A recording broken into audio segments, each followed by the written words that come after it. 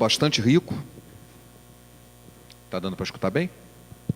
O tema é bastante rico, tem muito o que falar, e eu não pretendo esgotar o assunto, mas eu quero trabalhar um viés bem diferente do que o usual seria. Essa semana nós tivemos perto da minha casa um assassinato. Um homem foi morto quando ele tentou defender sua família. A esposa e a filha estavam chegando em casa de carro, o carro foi assaltado, ele viu pela janela, foi tentar interferir, levou um tiro e morreu. Ele estava defendendo a sua família da violência. Mas não é sobre esse tema que eu vou falar, porque esse tema aborda todos nós, já há muito tempo isso, e não é específico da família, a violência atinge a todos. Aí, eu peguei e também li uma coisa bastante interessante a respeito de um doutor Gibson. O nome dele é Ronald George Gibson, ele já é falecido, um inglês, e ele foi fazer uma palestra sobre família, e ele começou dizendo o seguinte, eu quero repetir para os senhores aqui, para o nosso povo aqui. Nossa juventude, ele disse, eu vou dizer quatro frases. Nossa juventude adora o luxo, é mal educada, caçoa da autoridade e não tem o menor respeito pelos mais velhos. Nossos filhos hoje são verdadeiros tiranos. Eles não se levantam quando uma pessoa idosa entra, respondem a seus pais e são simplesmente maus. Essa é a primeira frase. Segunda, não tenho mais nenhuma esperança no futuro do nosso país, se a juventude de hoje tomar o poder amanhã, porque essa juventude é insuportável, desenfreada e simplesmente horrível. Essa é a segunda frase. Terceira, nosso mundo atingiu seu ponto crítico. Os filhos não ouvem mais seus pais. O fim do mundo não pode estar muito longe. Eu não consigo parar de rir quando eu leio isso aqui. 4. Essa juventude está estragada até o fundo do coração. Os jovens são malfeitores e preguiçosos. Eles jamais serão como a juventude de antigamente. A juventude de hoje não será capaz de manter a nossa cultura. Aí, depois de ler essas 4 frases, ele perguntou para a plateia, o que vocês acham disso? Todo mundo concordou. Não sei de onde você foi o quê? Liu isso no jornal de hoje, né? Aí disse, olha, a primeira frase foi dita por Sócrates, 420 a.C. A segunda foi dita por Hesíodo, 720 a.C. A terceira de um sacerdote aproximadamente 2000 anos antes de Cristo. E a última estava escrito num vaso de argila descoberto nas ruínas da Babilônia e tem mais de 4.000 anos. Ou seja, esse tema, esse aqui, é muito velho. Não vou falar dele hoje. Eu não quero falar disso, porque isso já está há milênios que se discute isso. A gente sempre acha que a próxima geração está perdida. Mas se a gente tem que defender a família, e o tema é defendendo a família, a minha pergunta é defendendo de quê? Da violência? Isso é assunto policial. Disso que eu acabei de ver aqui, dos filhos que não aprendem, que são mal criados, né? Isso aqui é milênios que está assim. Eu quero trazer um outro assunto, um outro inimigo. E esse inimigo é real, ele está às nossas portas, e vale a pena a gente conhecer o nosso inimigo, sem o qual a gente não consegue se defender dele. Eu vou falar sobre 3 ismos. 3 ismos. Não esgoto o assunto, não são únicos, e eles se interrelacionam, ou seja, eles não são totalmente independentes, os 3. O primeiro é o marxismo, não é política, vamos falar do marxismo, vamos falar do feminismo e vamos falar do secularismo. E eu vou explicar cada um deles, vamos ver como isso agride a minha família e o que eu posso fazer para me defender disso. Será que eu vou falar de política? Eu não preciso. Tirem vocês as suas próprias conclusões, eu vou passar 2 vídeos. O primeiro é de 1 minutinho só. O segundo é de 12 minutos, mas eu vou passar só 5 minutos, que é o que interessa. Eis o primeiro. Sim. Escutem. Defender a família patriarcal é defender a sociedade de classe.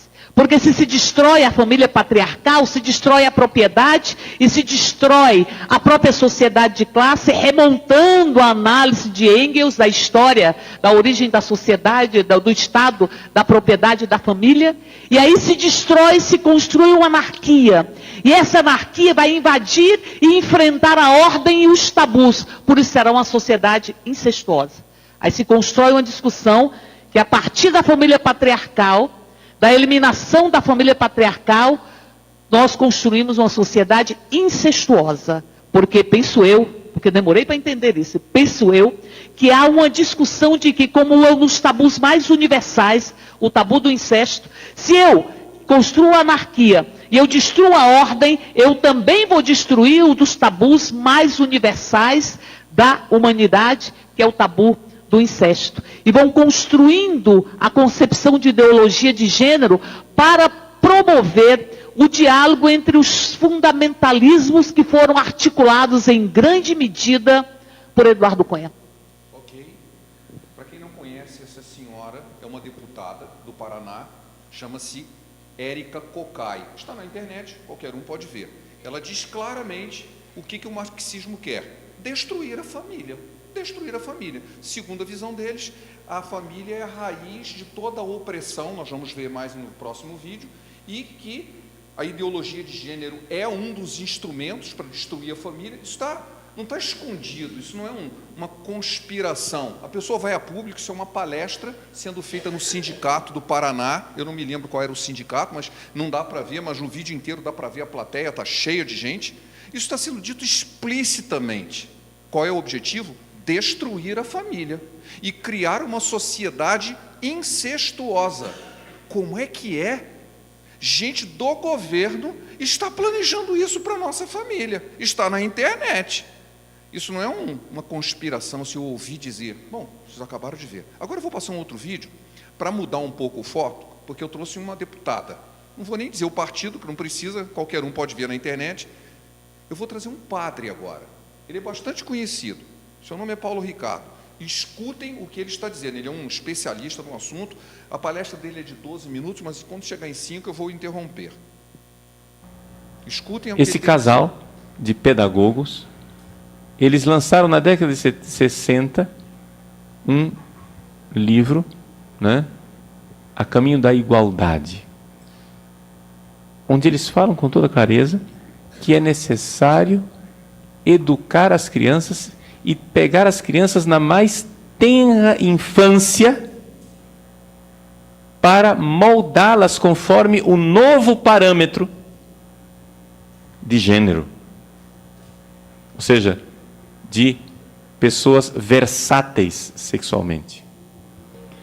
Você vai dizer, e lá vem mais um cristão fundamentalista teórico da conspiração, não é? Então, muito bem, vamos então matar a cobra e mostrar o pau, já que é questão de acusação de teórico da conspiração, vamos mostrar, não é, como é que são as coisas. Na verdade, o que está sendo feito é uma reengenharia da família. Uma reengenharia de tal forma que a família precisa ser sistematicamente destruída. Não se trata de uma realidade automática dos tempos modernos, mas uma realidade que tem estratégia, objetivo bem definido e agentes claramente identificáveis. Quando a gente ouve a palavra gênero, o que é que a gente pensa? A gente pensa assim, não, é que o padre é educado e ele quer evitar a palavra sexo, porque sexo tem a conotação de ato sexual, né?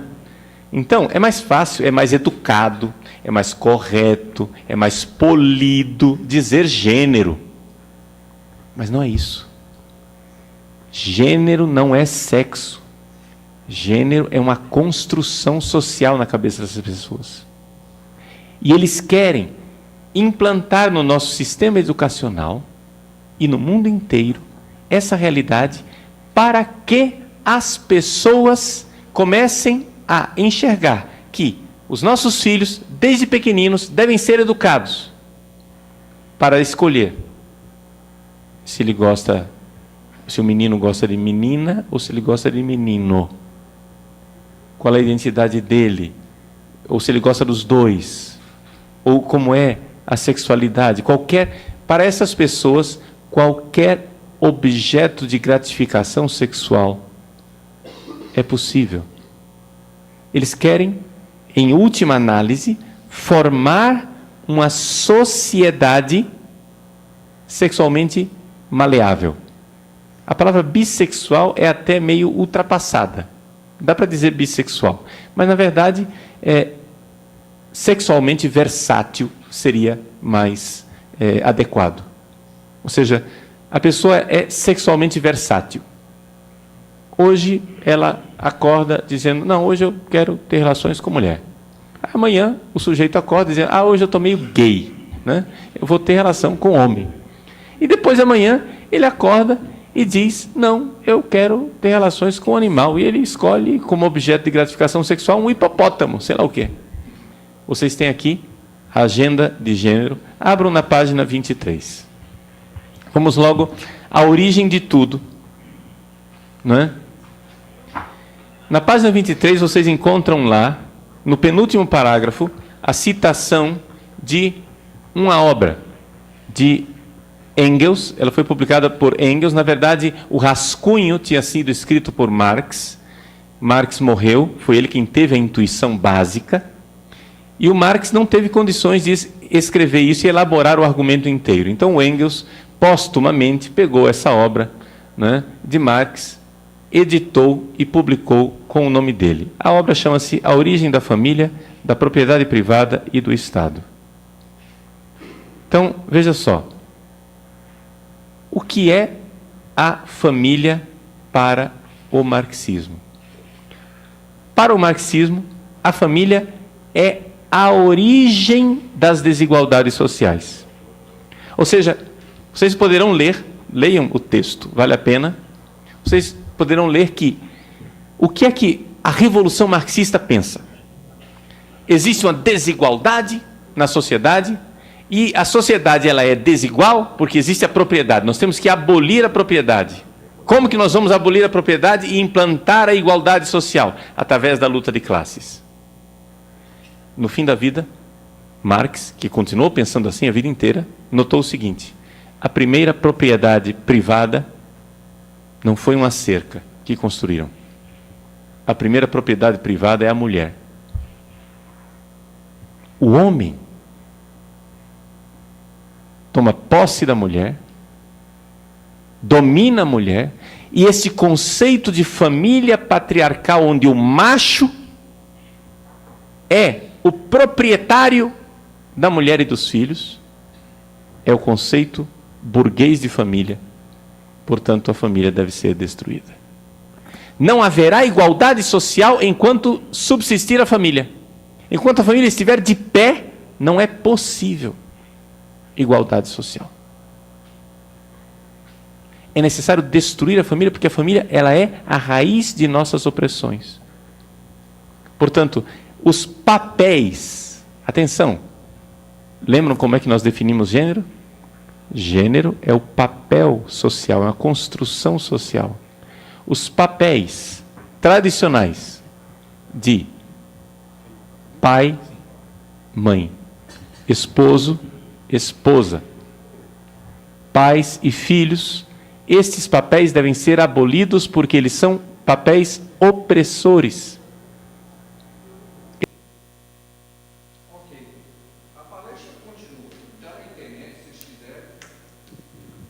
Diz claramente que o marxismo quer isso. E ele explica por quê. Isso não é escondido, tá? Isso não é nenhuma trama obscura, isso está na internet, está nos livros, e eles querem impor isso na cabeça de um homem doente, né, que nunca experimentou aquilo que ele mesmo falava, porque ele vivia às custas da mulher dele, que era milionária, e ele nunca trabalhou. Eu estou falando de Karl Marx, né? Ele nunca trabalhou, então ele fala da opressão, mas ele nunca se viveu isso. E ele entendeu, veja o padre explicando, que o início de tudo isso que gera opressão social, segundo ele, é a família, e ela precisa ser destruída. Como que vai ser destruída? Quebrando os papéis de marido, mulher e filhos, e essa hierarquia toda. E eles trabalham disso, a ponto do próprio governo, e eu estou me referindo ao governo brasileiro, planejar isso. Nossa família está em risco por causa do marxismo. E isso está na internet, é só vocês verem.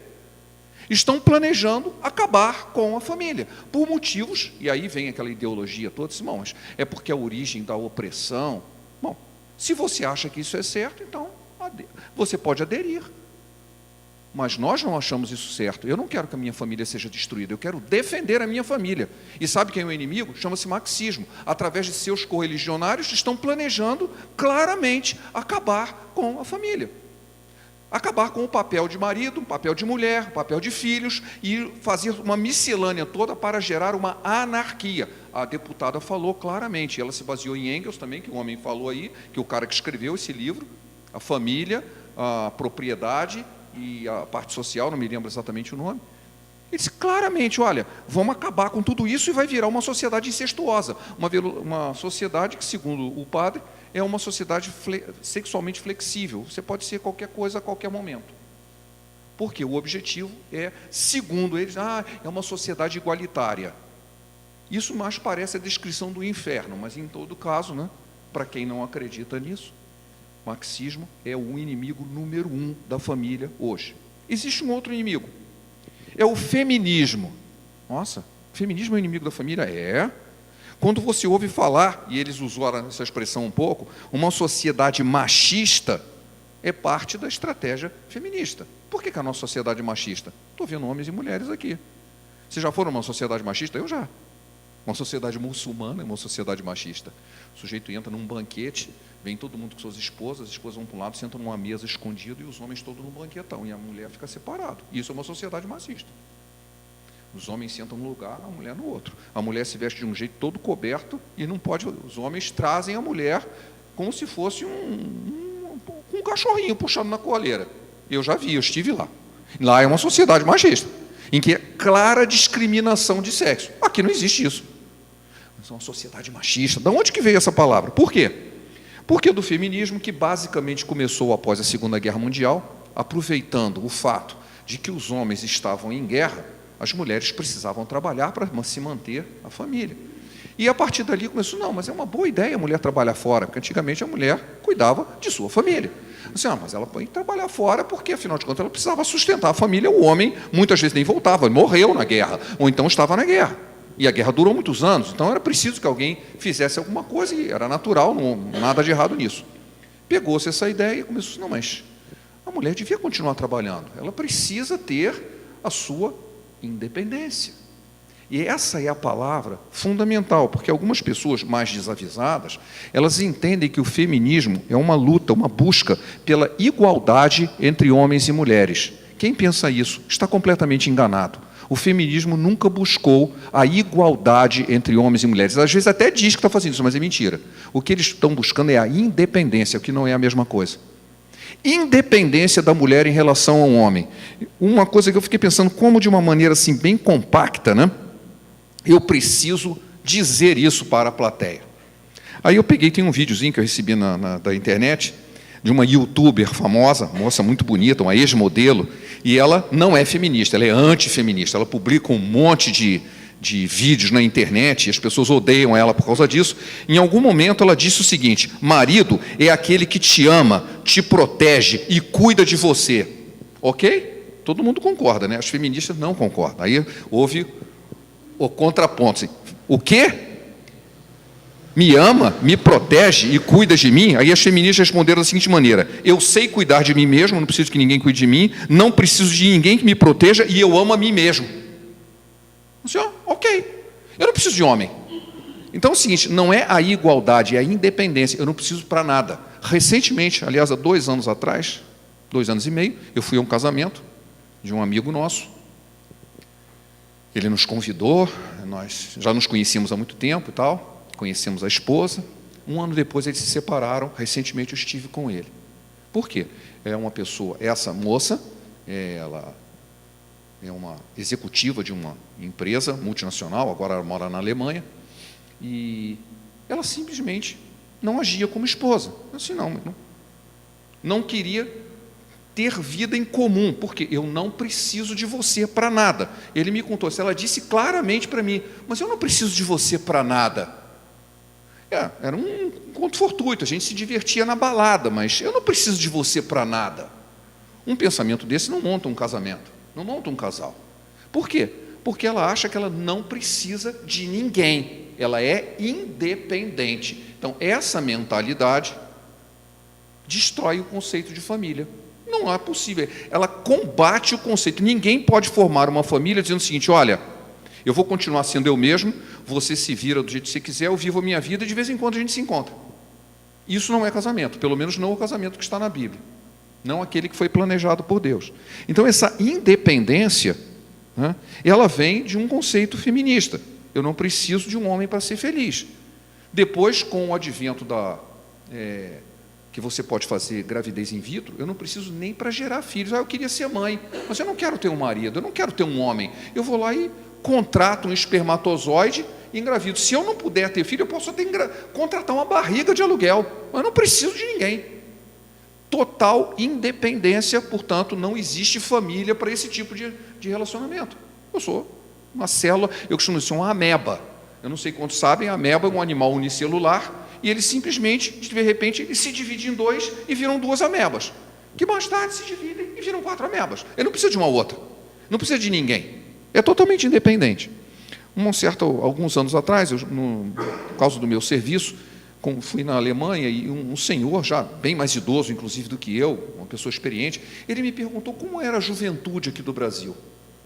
Aí eu achei curioso, assim, nossa, onde que ele quer chegar? Por que ele está me perguntando isso? Aí eu disse, não, porque aqui nós estamos tendo um problema muito sério com a nossa juventude. E ele definiu esse problema, em inglês ele disse, career oriented. Aí eu, já entendi. As moças são criadas, orientadas para ter uma carreira, não para ter uma família. Elas são criadas e orientadas para ter uma carreira e não uma família.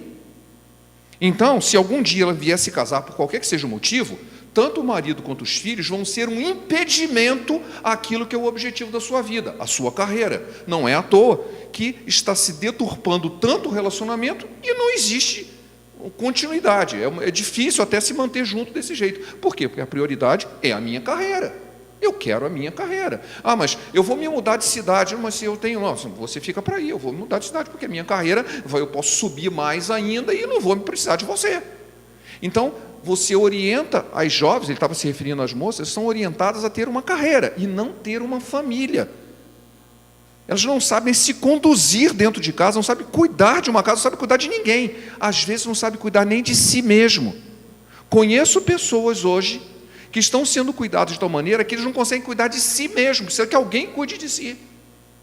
Como que alguém desse jeito vai montar uma família? Nossa família está em risco.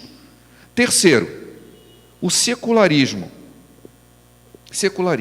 O secularismo, ele se diz respeito ao mundo, fora do contexto da própria família e do contexto da igreja, é claro. Eu vou dividir em 2 partes. Às vezes, o secularismo é para acabar com a religião. Não. O secularismo que é provido até pelo Estado, ele não quer acabar com a religião.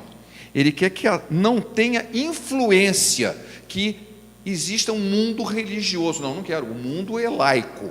Você, se quiser discutir religião, você discute dentro da sua casa ou dentro da sua igreja. Você não pode ter uma vida religiosa. Eu quero dicotomizar a religião da sociedade. São espaços excludentes, ou seja, quando você está em sociedade, fora da igreja, você não tem que falar de Deus, não tem que falar da sua fé, não tem que falar do que você crê, não tem que falar nada. Você fica de fora.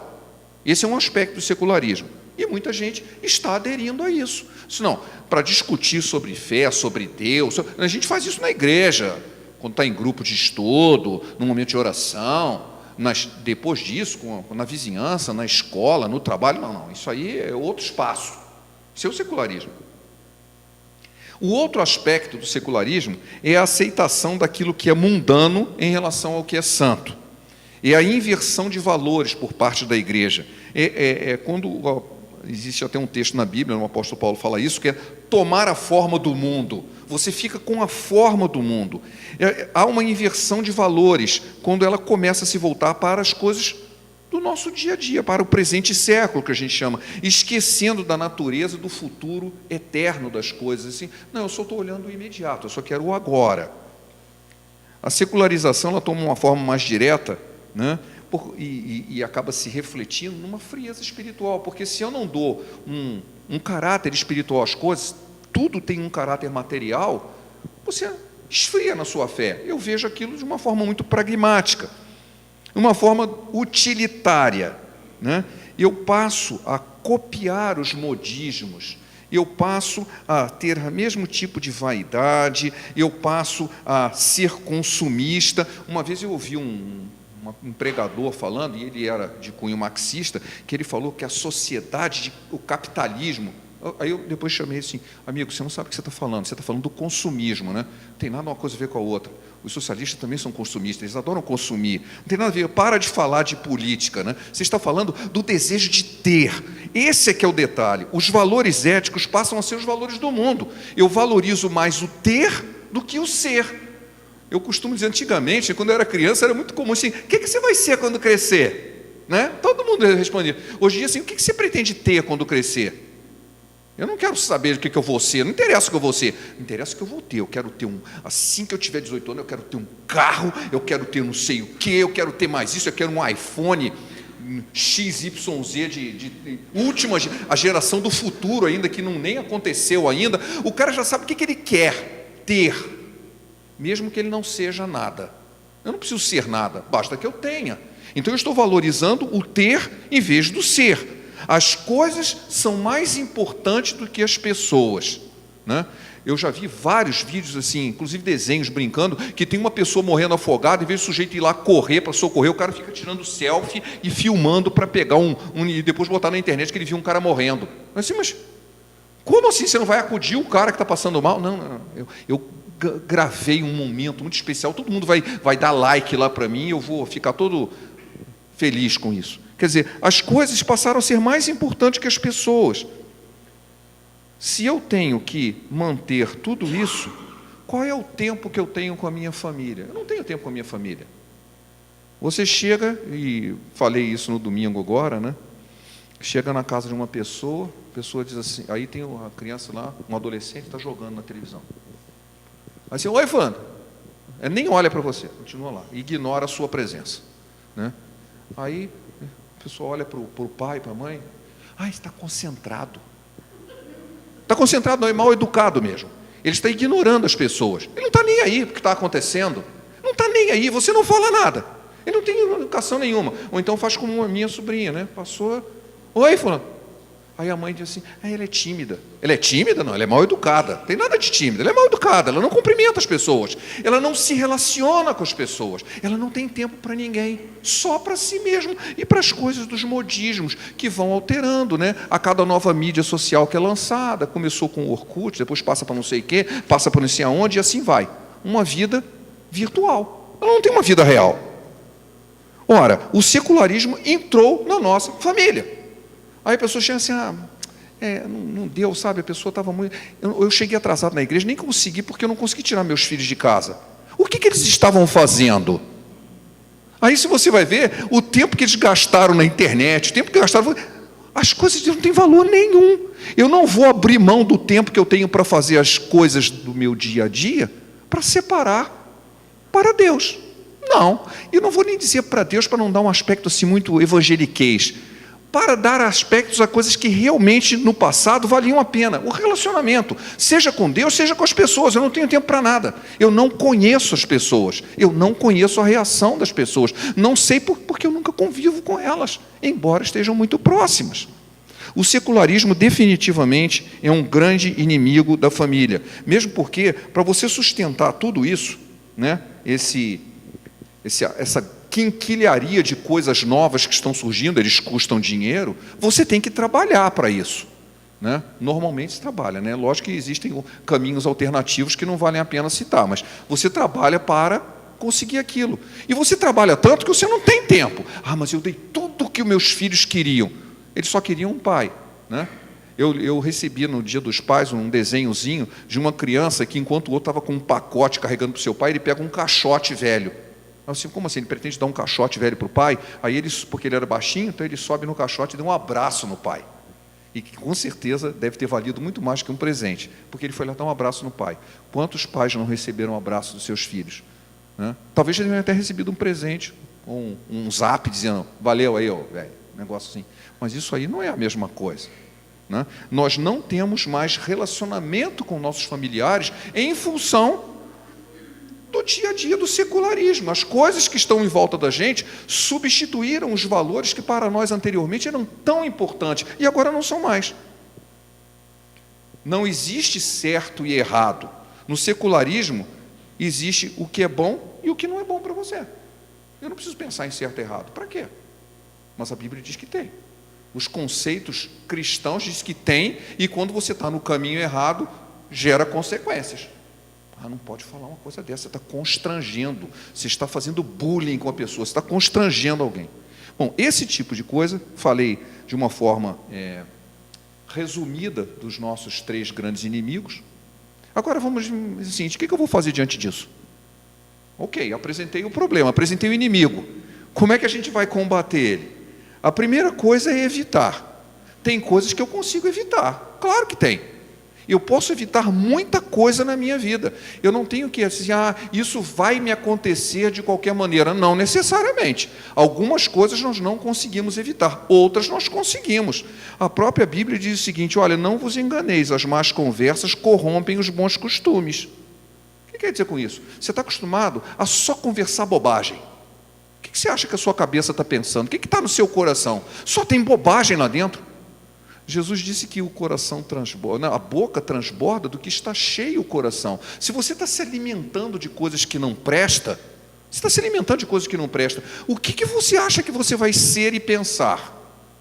Guarda o teu coração, porque deles procedem as fontes da vida. Sobre tudo que se deve, guarda o teu coração, guarda as coisas, você pode guardar isso, guardar no seguinte sentido, eu não quero ver o que não presta. Eu recebo muitos vídeos, mas quando eu percebo que eu nem abro, eu apago direto. Eu não quero encher meu coração de lixo. E tem muito lixo circulando. E não é lixo só no WhatsApp, não. Na internet e principalmente na televisão. Há um lixo enorme na televisão e que eu deveria me afastar dele. Novelas, sim. Você acha que as novelas têm coisa boa? Elas só transmitem o que não presta. Eu li uma vez um comentário de que se uma novela só passasse coisa boa, ela não teria audiência. Como eles dependem da audiência até para financiar a própria TV, eles têm que colocar um monte de coisa que chame a atenção, só coisa que não presta. E eu vou encher meu coração com isso. As propagandas que tem na televisão induzem as pessoas a terem conceitos errados. Eu tentei achar uma, infelizmente eu não consegui pegar. Eu ia passar uma aqui, é uma propaganda, acho que é de um shopping, alguma coisa assim, eu não me lembro o que era, mas era uma mulher conversando com uma cigana, né? E assim, eu quero saber o que as cartas dizem para eu ser feliz, rica e feliz. Aí a pessoa, as cartas dizem que você tem que ir em tal lugar assim, investir não sei o quê, fazer não sei o quê, e você vai ser muito feliz. Aí a pessoa assim, mas eu não vou casar? Assim, mas você não disse que queria ser feliz? Olha só. E, assim, de leve, assim, mas casar significa ser infeliz, você não devia casar. É uma propaganda idiota, mas ela está mandando um veneno para o nosso coração. Senão, eu não quero ouvir isso, eu não aceito uma coisa dessa, eu não quero ficar ouvindo lixo. Em 1 Tessalonicenses 5,22, tem um texto assim, olha, você tem que se abster de toda aparência do mal, toda forma de mal. Às vezes só mas o que eu preciso, mas é só aparência. Aparência é suficiente, eu não quero me chegar perto do mal. Tem muito tipo de mal que eu posso evitar. Claro que eu posso. Eu posso evitar lugares onde o mal está acontecendo, onde coisas ruins acontecem, onde os critérios que eu considero errados estão sendo praticados. E eu vou me meter lá? Eu me lembro que, na minha época de jovem, havia muitas ilustrações sobre isso, e às vezes, sempre tem aquela fala assim, o que tem? O que tem? Aí alguém disse assim, olha, você pode entrar numa mina de carvão vestido de branco e não vai acontecer nada, não vai ter nenhum acidente, não vai morrer ninguém, mas eu duvido que você saia de lá branco. É uma forma interessante de ver. Você vai sair de lá sujo, porque lá é um lugar sujo. Não precisa acontecer um acidente, lá é um lugar sujo. Você vai voltar sujo. Eu vou a tal lugar, o que tem de mais? Você vai voltar sujo, porque lá é um lugar sujo. E você está se sujando. Então eu posso evitar uma série de coisas que entram na minha casa através da televisão, através dos filmes, através das propagandas, através de contos, novelas, através de programas de, não é entretenimento, programas de entrevista. Só tem assunto que atende a essa agenda marxista que eu falei agora. Só tem assunto assim, é igualdade de gênero, é racismo, é isso, é aquilo. Mas eu não quero ter isso na minha casa. Eu posso desligar a televisão, eu posso mudar o canal, eu posso escolher uma boa literatura. Existem tantos livros bons, tanta coisa boa que eu posso fazer, por que eu vou deixar o meu coração se encher de lixo? Então eu posso evitar. Se eu quero proteger a minha família, eu tenho que evitar que essa influência maligna dos 3 ismos que eu mencionei, tanto do marxismo, quanto do feminismo, quanto do secularismo, eles entrem na minha casa. Eu vou evitar cortando a entrada, senão não vai. Mas você tem uma escola, lá vai ter hoje uma visita ao museu que vai ter. Não, não vai. Eu não quero que você veja isso. Eu não quero encher meu coração de lixo, nem dos meus filhos, nem da minha esposa. Não apenas eu tenho que evitar, porque tem coisas que eu não consigo evitar. Eu preciso aprender a confrontar. E eu trouxe para vocês aqui um texto, que parece até um poema, mas ele foi escrito por um alemão chamado Martin Neumüller. Ele é um pastor luterano, morreu em 1984, mas ele nasceu em 1892. Então ele viveu a Segunda Guerra e foi perseguido pelos nazistas. E ele escreveu um texto que é muito famoso, muito conhecido, eu quero ler para os irmãos aí. Quando os nazistas vieram buscar os comunistas, eu fiquei em silêncio. Eu não era comunista. Quando eles prenderam os social-democratas, eu fiquei em silêncio, eu não era social-democrata. Quando eles vieram buscar os sindicalistas, eu não disse nada, eu não era sindicalista. Quando eles vieram buscar os judeus, eu fiquei em silêncio, eu não era judeu. Quando eles vieram me buscar, ninguém disse nada, não havia ninguém para dizer, não havia ninguém para pudesse protestar. Eu me calei e o mal foi tomando conta.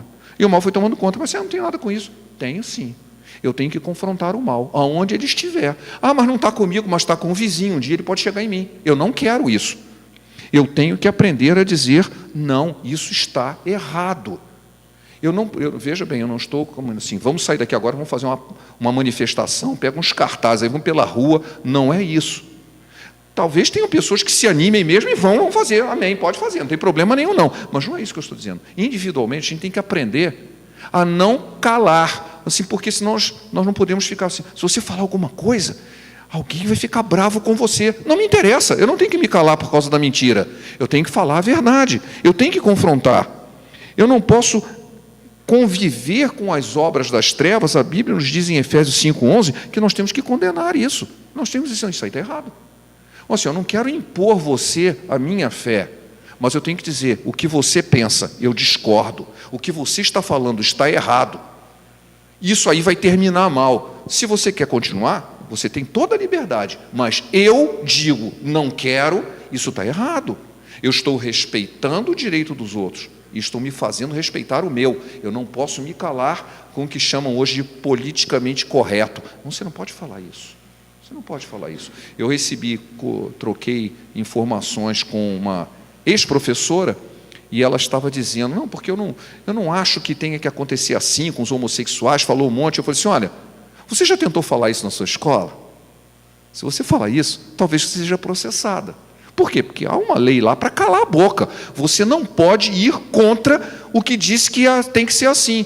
Então, veja bem, está acontecendo algo muito interessante de que certos conceitos, você disse que você tem o direito de fazer, mas não te dão o direito de não fazer. Prestem bem atenção. Recentemente, alguém chegou e disse assim, não, mas eu quero, uma mulher falando, eu optei por ficar em casa cuidando dos meus filhos. Todo mundo começou a criticar. Como assim? Mas eu não tenho direito de decidir ficar em casa? Eu tenho direito de decidir trabalhar fora. Ok, você tem esse direito. Mas eu não tenho direito de decidir não trabalhar. Todo mundo disse, não, você tem que trabalhar fora. Estão querendo obrigar você a fazer uma coisa. É seu direito. Direito ou obrigação? Não é direito, virou obrigação. Assim, não, mas eu não quero, eu quero cuidar. Não pode, você tem que fazer. Recentemente, a coisa de 2 ou 3 anos atrás, o governador, se eu não me engano, do Paraná, ele fez uma declaração, quando chegasse, não, mas tem uma violência muito grande da juventude, os adolescentes, ele falou assim, sabe por conta disso? Porque as mulheres estão deixando seus filhos serem criados nas creches. Se elas ficassem em casa cuidando dos filhos, eu tenho certeza que isso diminuiria. Houve um levante quando ele falou isso. O que ele falou é óbvio. Isso é constatado facilmente, que quando a criança tem apoio em casa, não é criado na escola, não é criado em creche, ele é cuidado pela mãe e pelo pai, ele tem uma família, as chances dele estar muito mais, além de estar distante de drogas e da criminalidade, ele se torna um adulto mais equilibrado. Isso é fácil de ver na internet e em estudos. Mas se você fala, alguém diz, não, você não pode falar uma coisa dessa, porque alguém diz o seguinte, você tem o direito, entre aspas, mas na verdade estão te obrigando em uma direção. Você tem que dizer, não, não quero. Eu quero ser diferente, eu quero dizer não para isso e sim para aquilo. Há quanto tempo eu não vejo alguém pregando sobre a sexualidade dos jovens, que o ideal de Deus é se casar virgem? Eu não vejo isso há anos. Isso não pega bem. Como assim? Mas o padrão divino é esse. Não, você não pode falar, você vai constranger as pessoas. Ué, mas o pecado deve constranger mesmo. Eu não posso falar? Estão querendo me dar um cala-boca? Eu preciso confrontar isso. Se eu quero proteger a minha família, isso aí está errado. Isso aí está errado. Eu não quero que isso aconteça. Eu criei 3 filhos. O mais novo hoje está com 31 anos. Então já está bem idoso, graças a Deus, já me deu até uma netinha, maravilha. Mas não foi fácil. Na adolescência, eles gostavam de sair em bando. Se meus filhos não andam em gangue. Pode parar. Vocês não vão sair em gangue, não. Com quem que você vai sair? 2 ou 3 no máximo. Gangue, não. Porque eu sei que um bando de adolescentes acham que podem fazer qualquer coisa.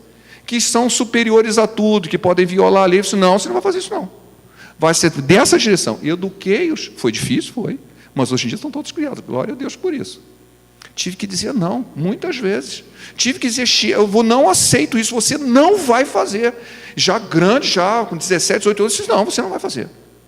Você não vai fazer. Ah, mas eu não. Não, você já fez do seu jeito errado, agora você vai fazer do meu, eu estou mandando. E tinha que ser assim. Nós temos que nos posicionar, nós temos que confrontar.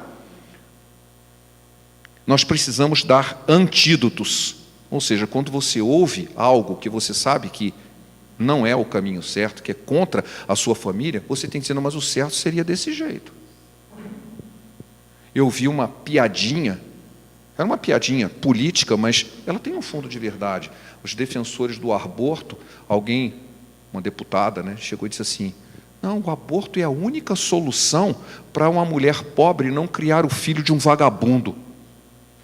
Aí o outro assim, não era mais fácil ela não ter transado com ele?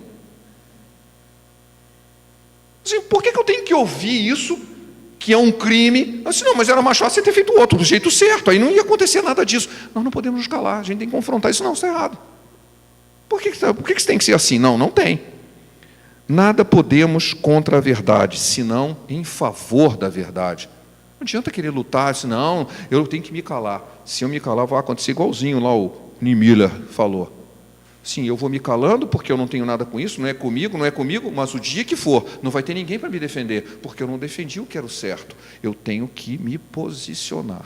Então eu preciso evitar que o mal venha até a minha família, mas ele vem, então eu tenho que confrontar e expulsá-lo. E eu também tenho que me preparar. Eu quero ler aqui um texto bíblico, em Tito, capítulo 2. Tito, no capítulo 2, ele fala uma série de recomendações que eu achei muito pertinente ao assunto aqui. Tito, capítulo 2, é um texto que está lá depois de Timóteo. Tito, no capítulo 2, versículos de 1 a 8. O que a Bíblia fala e nos orienta sobre família, hein? Normalmente a gente gosta de pegar em Efésios, aí tem uma briga, porque diz que a mulher tem que ser submissa ao homem, aí já entra o feminista, está vendo? O homem quer submeter a mulher, e aí começa aquela briga danada. Quando, na verdade, o que a Bíblia diz? Que a igualdade diante de Deus já está garantida, mas existe diferença entre papéis diferentes. O texto que a gente viu, aquele diálogo do padre Paulo Ricardo, ele fala claramente, eles querem misturar os papéis, querem trocar os papéis que a Bíblia nos deu, para tumultuar a família. Veja o que a Bíblia diz. Agora, em termos de comportamento, isso é muito, muito importante. Tu, porém, fala o que convém à sã doutrina. Fala, não se cala, não. Quanto aos homens idosos, que sejam temperantes, respeitáveis, sensatos, sadios na fé, no amor e na constância. Quanto às mulheres idosas, semelhantemente que sejam sérias em seu proceder, não caluniadoras, não escravizadas a muito vinho, sejam mestras do bem, a fim de instruírem as jovens recém-casadas a amarem ao marido e a seus filhos, a serem sensatas, honestas, boas donas de casa, bondosas, sujeitas ao marido, para que a palavra de Deus não seja difamada. Quanto aos moços, de igual modo, exorta-os para que em todas as coisas sejam criteriosos.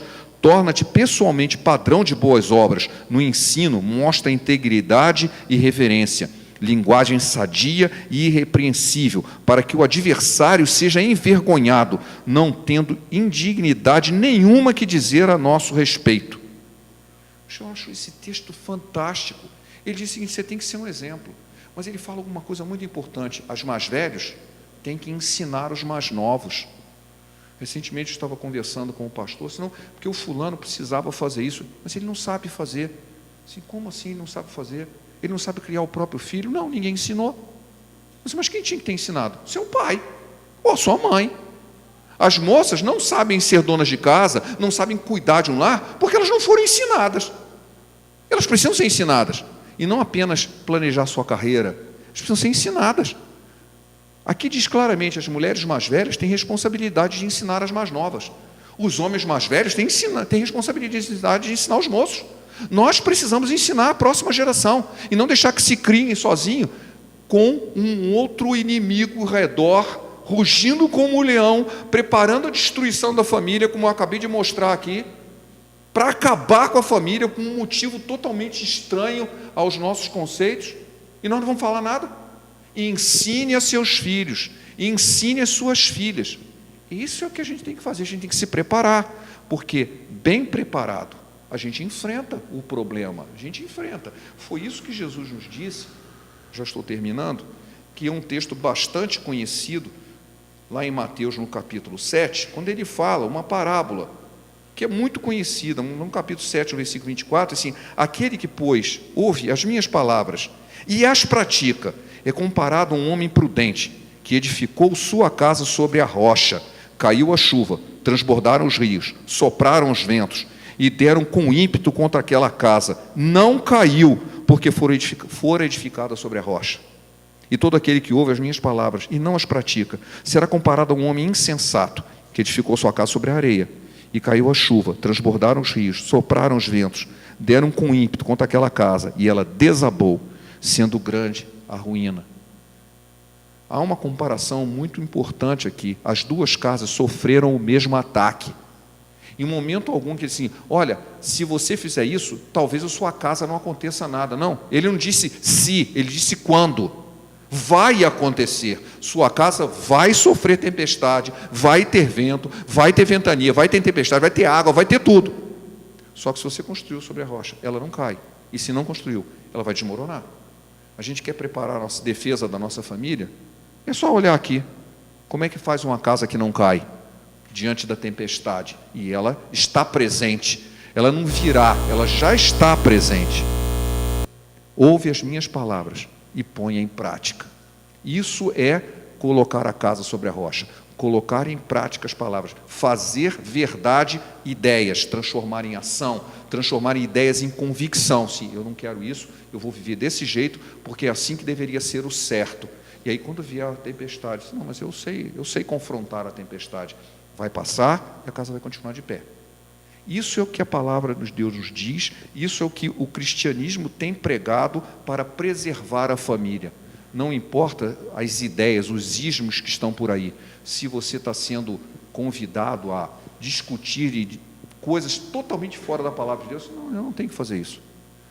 Você aceita que eu discute a minha fé? Não. Então por que eu vou discutir as suas coisas? Não quero. Eu tenho que dizer não. Mas eu não vou. Esse tal lugar, o que está acontecendo nesse lugar? Ah, vai acontecer se chegar. Mas se você não quiser, você não precisa fazer. Não, mas eu não quero participar. Ali são obras das trevas, eu não quero participar. Eu não vou me meter nisso. Eu posso evitar que o ataque venha, mas nem sempre posso evitar. E quando evitar, eu tenho que confrontar. E para confrontar com propriedade, eu tenho que estar preparado. Como que eu vou estar preparado?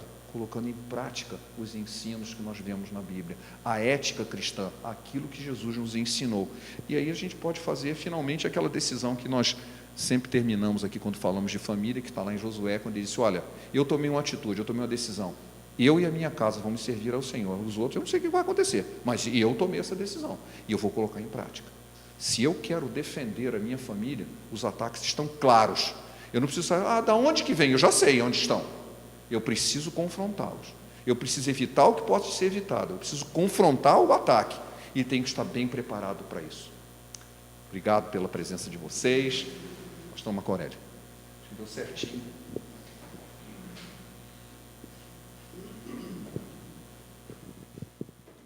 Obrigado, pastor.